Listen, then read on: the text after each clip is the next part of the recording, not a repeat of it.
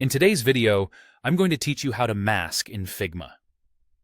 Masking is a fantastic way to add style and functionality to your design toolkit, allowing you to control which portions of an image or other layer are visible based on the shape you've chosen as a mask. So, let's dive right into it. First things first, open your web browser and search for Figma. Once you're on the Figma website, you'll need to log in with your account credentials. If you haven't done this before, make sure you have a Figma account set up so you can easily access and manage your designs. Once you're logged in, the next step is to either open an existing design or create a new one. You can do this from the Figma dashboard, where you'll find an array of your recent projects. For this tutorial, you can mask in any context, whether from scratch or within a pre-existing design setup. Now, let's prepare for masking. Place both the layer you want to mask, this could be an image or text, for example, and the shape or object you'll use as the mask onto your canvas. It's important that these two elements are arranged correctly so that the mask functions as intended. Next, switch your attention to the Layers panel.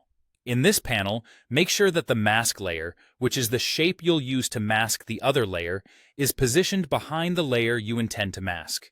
This layering order is crucial as it ensures the mask functions properly by controlling the visibility of the design layer. After arranging your layers, it's time to select them for masking. Click on the mask layer and then hold down the Shift key. While holding Shift, click on the layer you want to apply the mask to so that both layers are selected together. With both layers selected, right-click to bring up the context menu. In the menu, you'll find the option titled Use as Mask. Click on this option, and Figma will immediately apply the mask, creating a new mask group for you. You should now see that the masked layer conforms to the shape of your mask. If you need to adjust the mask or the masked layer itself, simply double-click the mask group. This allows you to independently move or resize both the mask shape and the masked layer directly from your canvas, giving you precise control over your design. And there you have it.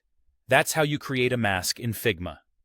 Remember, masking can be a powerful tool for creative design work, emphasizing design elements and managing visual information effectively. Feel free to experiment with different shapes and objects to see how they interact with your layers. Thanks for watching, and happy designing.